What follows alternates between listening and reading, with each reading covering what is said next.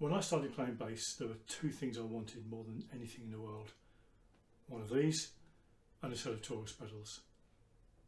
This was before the second-hand market went crazy, so I was lucky enough to pick up this baby within 2 or 3 years of starting playing. But even then, Taurus pedals were getting harder and harder to find. I got a set of pedals when I went to university. Bought a set of eco pedals from a friend I met there. They were really organ pedals, no synth, no effects, nothing like the Taurus. But they were a good starting point and they added a bit of depth to the overall sound. I've got no idea what happened to these. I can't remember whether I sold them, whether I threw them away, or whether they're just sitting in a loft somewhere. They were good fun, but it was the Taurus pedals I really wanted, and it took me years of scouring the small ads before I finally found a set, somewhere around 87, 88 I think. They were everything I hoped for, simply glorious.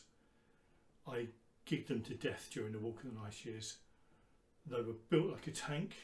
I kicked the living daylights out of them for years and they just kept on ticking. Apart from the occasional service to clean the gunk off the exposed circuit boards, of course. When I joined Jump, there was simply no space for them, either musically or physically. Just couldn't fit them on the stage with 6 other people. I put them into storage, and eventually I realised it was wrong to keep them as a museum piece, so I sold them on. I made a massive profit on them, but I regretted it almost instantly, and I've regretted it ever since. It wasn't really until the 12th night gig came along that I realised I needed a set of pedals again. So I got myself a set of Roland PK5s running through a Mac. Original Taurus pedals were rarer than hen's teeth by that stage, and if you could find some, they cost the moon. Even the limited edition Taurus 3s were impossible to find, so the MIDI pedals were the only way forward. I've been running those for several years now, running a Taurus sample through Mainstage, and they've been great. But there's always been something missing, something fundamental not there. Last year, Behringer announced the Toro. It sounded too good to be true, and to be honest, I think a lot of people thought they'd never see the light of day. After the initial announcement, there was silence for months. Then suddenly last week, they started shipping. They arrived in stores on Monday, and on Tuesday, I was there trying one out. I think the salesman was just as excited as I was. He'd never seen one out of the box either. And yes, it really is as good as we'd hoped. It really does produce the authentic Taurus sound. It's a fabulous thing. I think it's been designed for studio use more than anything, and there's probably a lot of features I'll never use, but all the while it's got that earth-shattering rumble. I'll be a happy man. Here's a quick demo from a bass player's point of view. Behringer have done a great job of duplicating the Taurus setup here. The layout is almost identical to a Taurus. The only real exceptions are the volume and the filter that are sliders on the original Taurus. Other than that, it's pretty much as is. A quick run through of the various presets. So the bass preset here.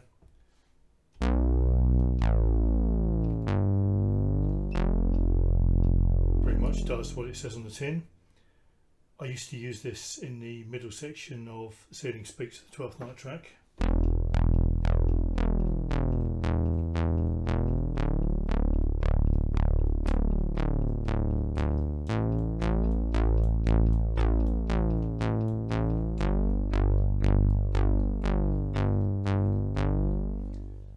You've got the decay option here.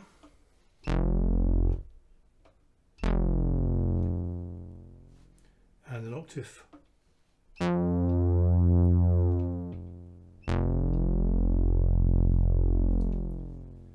The tuba preset, never really found a use for this, but it's a sound.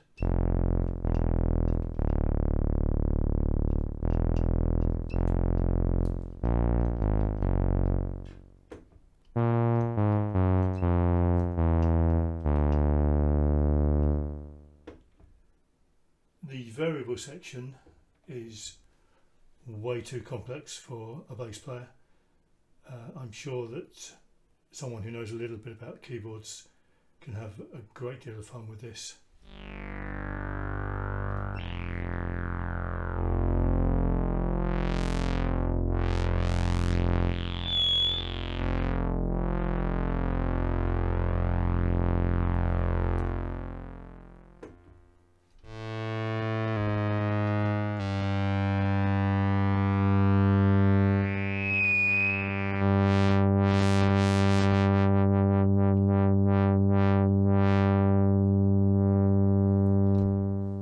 Obviously needs some investigation, and it will take a better man than me to work out how to use that properly.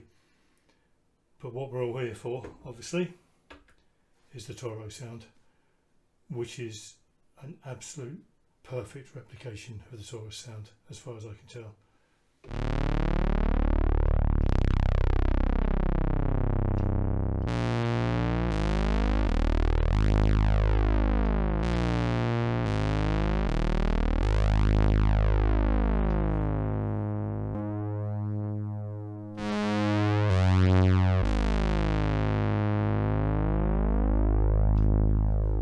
Just fabulous. The filter is actually really important with this. You can go from smooth bass right up to the classic Taurus sound we all know and love.